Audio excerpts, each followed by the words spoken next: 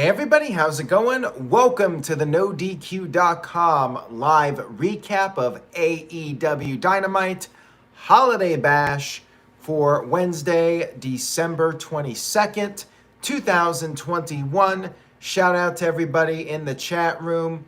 Whether you're watching this live or on demand, I appreciate your viewership and support. With that being said, let's get to your recap of AEW Dynamite. We kicked off the Holiday Bash with Adam Cole, baby, up against freshly squeezed Orange Cassidy. We had the mind games from Orange Cassidy right off the bat.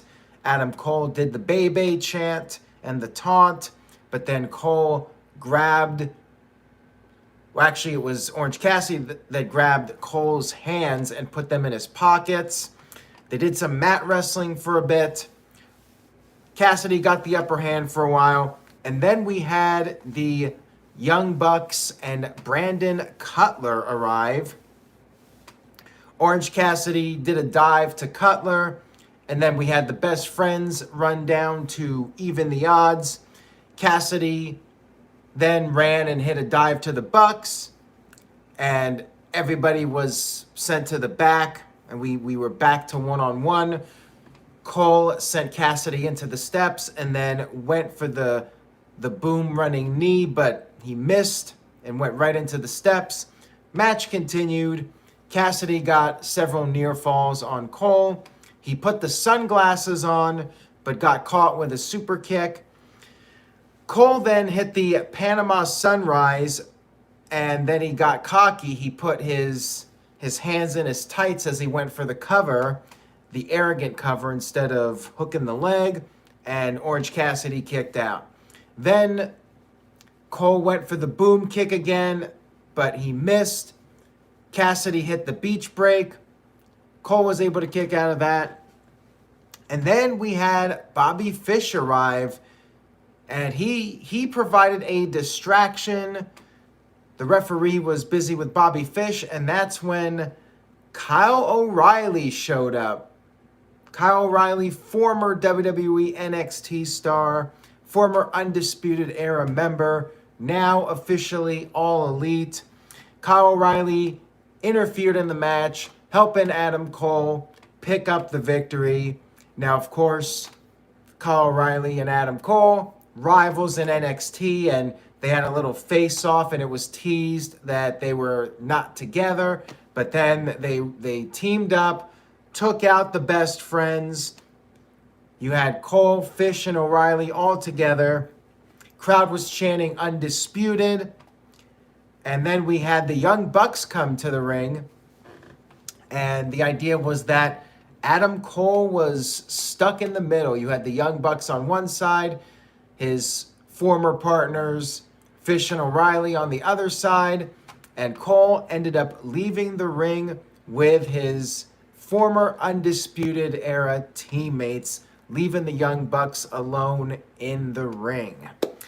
So pretty big way to kick off the show. Tony Khan on Twitter did tease that there would be a surprise on this show, and it turned out to be Kyle O'Reilly. Now, no real surprise here. It was a surprise, but also not a surprise. I think a lot of people expected O'Reilly to appear on this show. There was a little tease last week, Adam Cole on Dynamite teasing that he would have a surprise, and I think pretty much everyone expected O'Reilly to be AEW bound. It is official now. We have 3 of the 4 Undisputed Era members in AEW. And we got the storyline now with the Young Bucks and Adam Cole. Which side is he going to be on? Is he going to try to be on both sides, or is he going to end up with his old partners? And will the Bucks go babyface? I guess we'll have to see what happens with that. And Colin Andrew in the chat room says, once Kenny Omega comes back, we are going to get a good 3 versus 3 feud.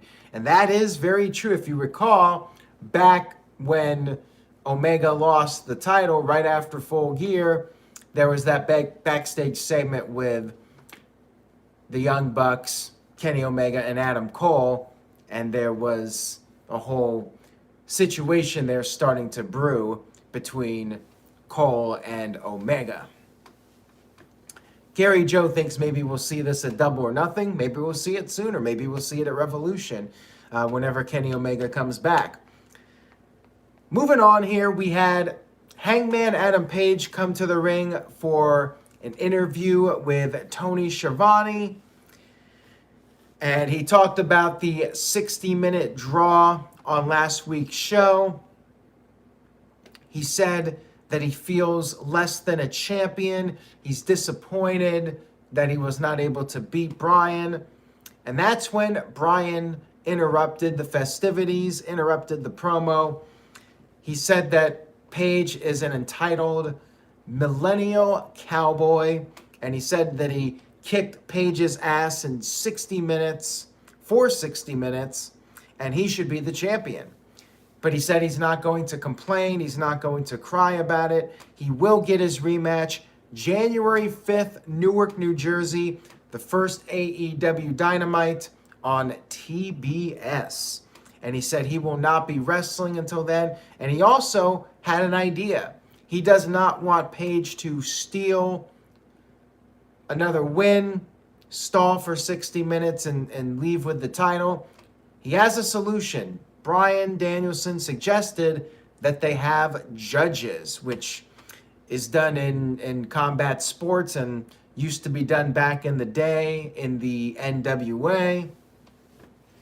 Page responded by saying he was up for any kind of stipulation. He was thinking of all these different matches, anything from an Inferno match to a no time limit match, but he said that he is fine with the judge's stipulation. Some old guys will get paydays, and he said that he is not going to have anybody call him a B-plus player.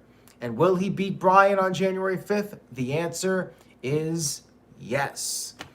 Pretty good segment here to set up the rematch. They're going to do the judges, which is interesting, a throwback to the NWA period. I don't think we've seen judges on a pro wrestling show since the early 90s. It's been a while. But again, that's the audience that AEW is catering to, so they're going with the judges. Maybe Ric Flair shows up as a judge. I mean, what old timers could they bring in for this one? I could see Ric Flair doing it. We'll have to see if they bring in a few others. Maybe Ricky Steamboat. Gary Joe thinks that this might end up leading to a third match. And yeah, I suppose that's possible, that they could do some kind of screwy finish with that, with the judges. Oh, Marcus the Entertainer says Bret Hart. I could definitely see Bret Hart being there as one of the judges. Maybe DDP.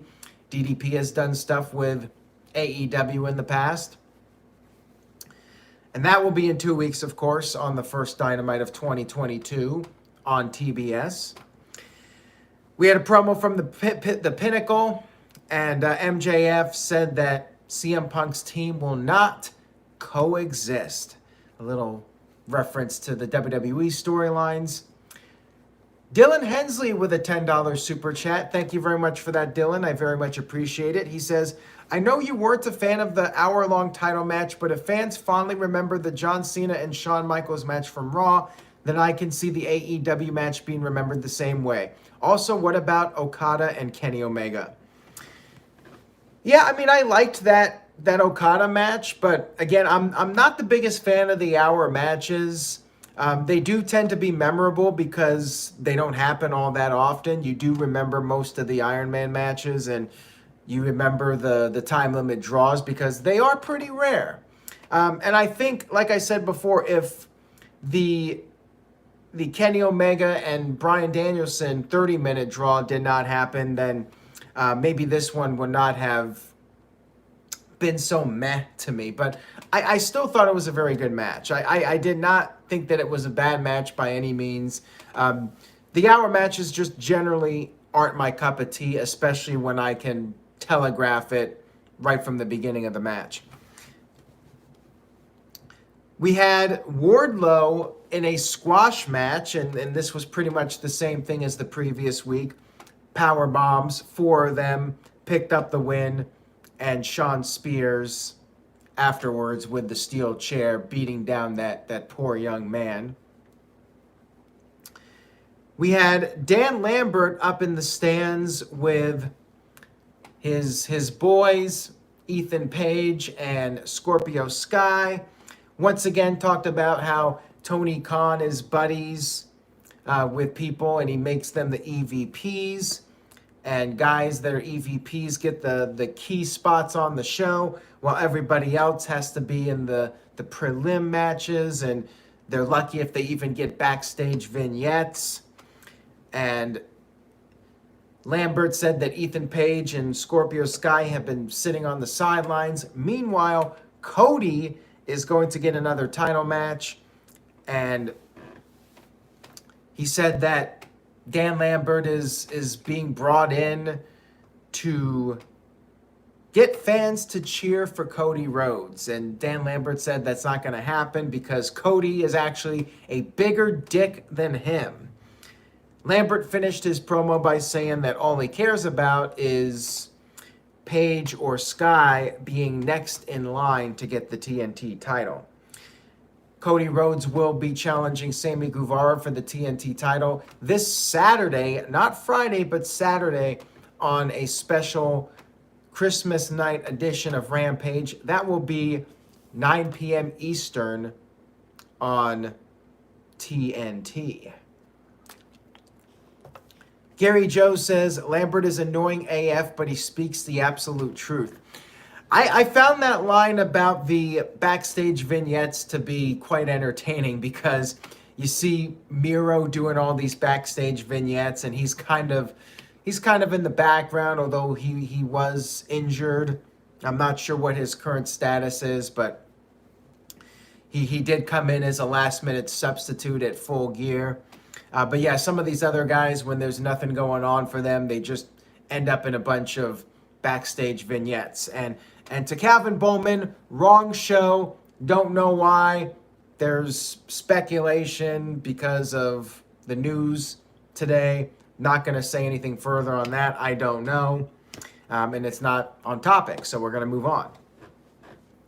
We had a little backstage segment with Britt Baker and her crew, a Christmas party with Tony Schiavone, and you had Britt Baker cutting a promo on Riho. They are going to have a title match coming up to kick off the new year. Then we had an Owen Hart video package. It was announced this past Friday that the Owen Hart tournament will have 2 tournaments. There will be a men's tournament and a women's tournament, and the finals will be determined at the Double or Nothing pay-per-view this coming May. Looking forward to that one. Then we had Nyla Rose against Ruby Soho in a TBS title semifinal match. Nyla went right after Ruby, right as soon as Ruby got into the ring. And this match was in the 9 o'clock spot. The women were a little bit earlier tonight. Nyla dominated for a while. Anytime Ruby would start to get back into it, Nyla Rose would regain the upper hand. And you had Vicky Guerrero interfering on multiple occasions. At one point, she pulled Nyla away from the steps and Ruby crashed into them. And then later, Vicky pushed Ruby off the top rope when the referee wasn't looking, and she interfered a third time. Nyla hit the Beast Bomb, but Ruby kicked out of that, and then Nyla was getting up on the top rope, and Ruby all of a sudden hit the No Future kick right to the face of Nyla Rose and picked up the 1-2-3 victory. So big win here for Ruby Soho. She is now in the finals, and she will face the winner of Jade Cargill versus Thunder Rosa, and that match is coming up soon. Good match here from the ladies. And then we had Malachi Black versus Griff Garrison. Pretty much a one-sided match, but Malachi Black went to the outside and was distracted by Brian Pillman Jr. Griff Garrison came over the top rope with a dive, but his momentum was very short-lived. Black picked up the win with a single leg crab. Did not let go. Pillman Jr. got in the ring, pulled him off, but then Pillman Jr. got hit with the Black Mass. Just a showcase match for Malachi Black. Not a whole lot to it. And then we had the main event match. We had the 6-man match in Greensboro, North Carolina, which is an old school NWA town.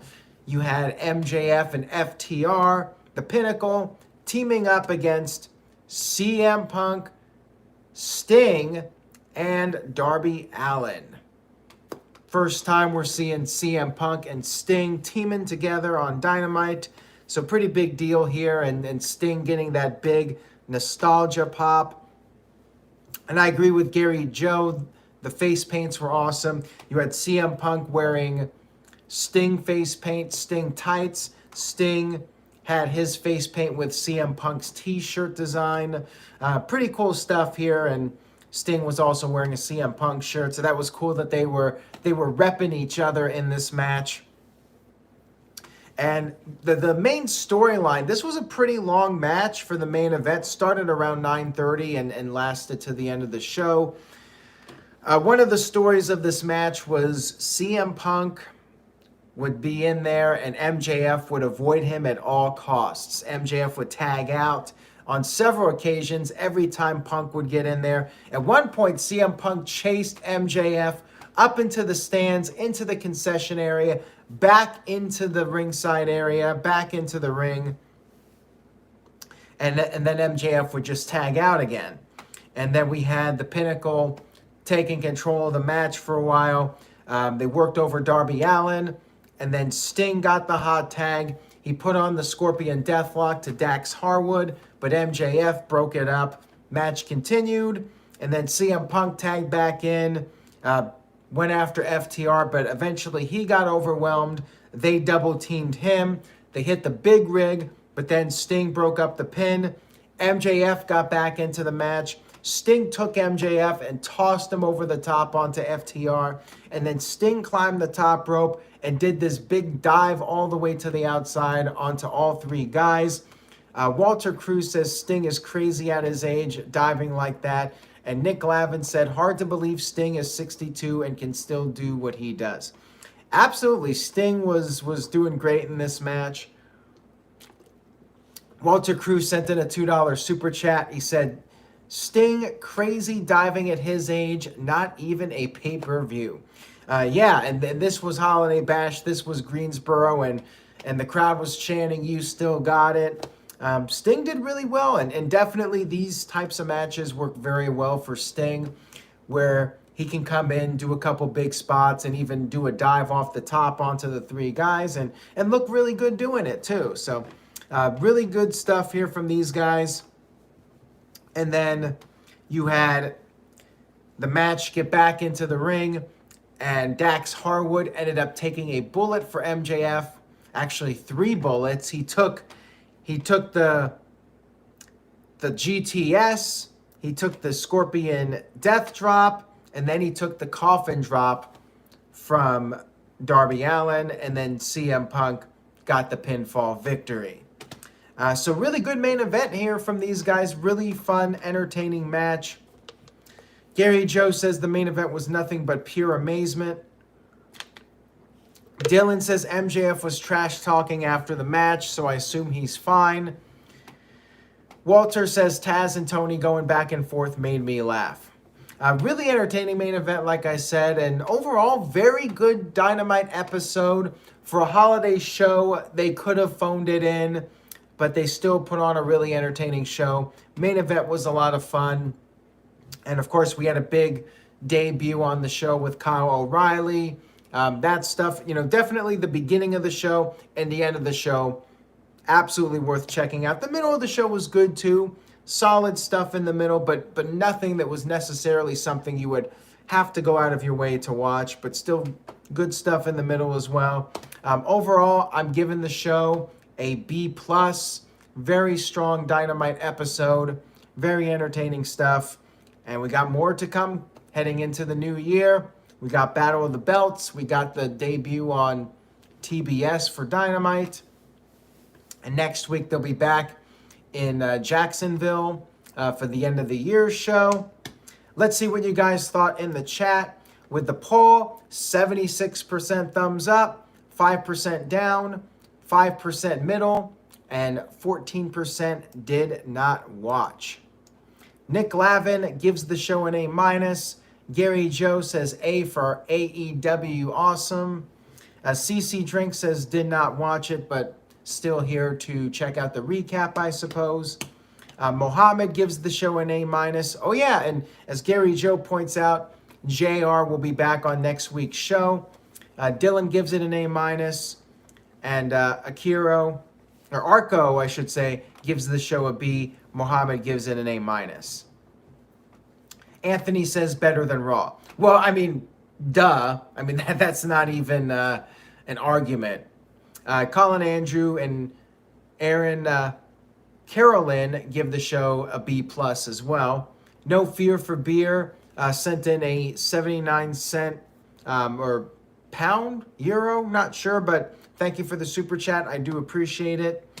And that's it for AEW this week. We got the No DQ review coming up. Make sure you guys check that out before the Christmas weekend. And if you haven't watched it, if you're a fan of the Beatles, go over to youtube.com/AaronRift. We did a panel. Myself, Mr. Tito, TJS, and JJ Williams from Jeff Meacham Network. The four of us did almost a 2-hour discussion about the Beatles. Even if you're not a Beatles fan, you might find the video informative and you might become a Beatles fan if you listen to it. So if you're looking for something to expand your horizons, check that out over at youtube.com/AaronRift. Take out the No DQ and you can get to my personal YouTube channel. Take care, everybody. Enjoy the rest of your week. Happy holidays, and I will see you all next time.